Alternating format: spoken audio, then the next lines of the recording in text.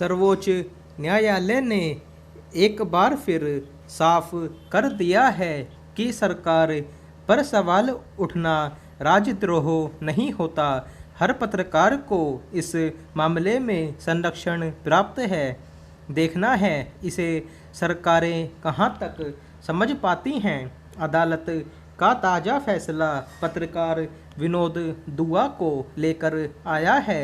गौरतलब है कि विनोद दुआ ने दिल्ली दंगों को लेकर अपने एक यूट्यूब कार्यक्रम में केंद्र सरकार को कुछ असहज करने वाले सवाल उठाए थे।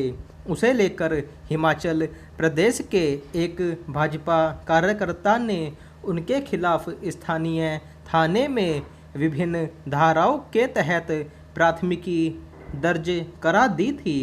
उस कार्यकर्ता का आरोप था कि दुआ ने अपने कार्यक्रम के जरिए लोगों को उपद्रव के लिए उकसाने, प्रधानमंत्री की मानहानि करने, झूठी खबर फैलाने और राजद्रोह का प्रयास किया है।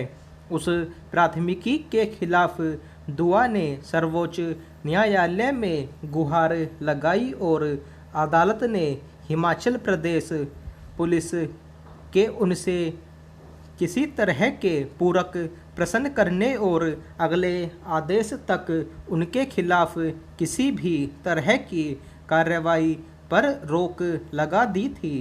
अब अदालत ने उन्हें दोष मुक्त करार दे दिया है। साथ ही टिप्पणी की है कि सरकारों के खिलाफ असहमति को लेकर पत्रकारों को संरक्षण प्राप्त है।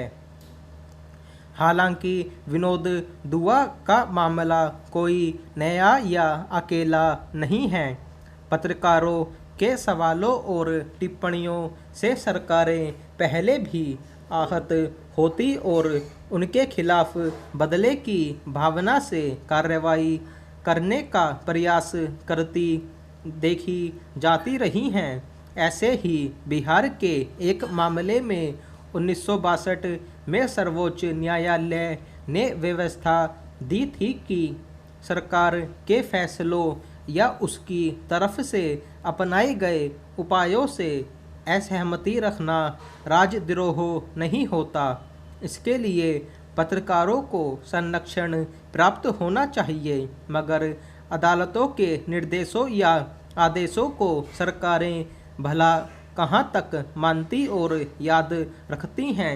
उसके बाद भी कई ऐसे मौके आए जब सरकार की आलोचना करने पर पत्रकारों को दंडित करने का प्रयास हुए, मगर पिछले 6-7 सालों में ऐसे प्रयास कुछ अधिक देखे गए हैं।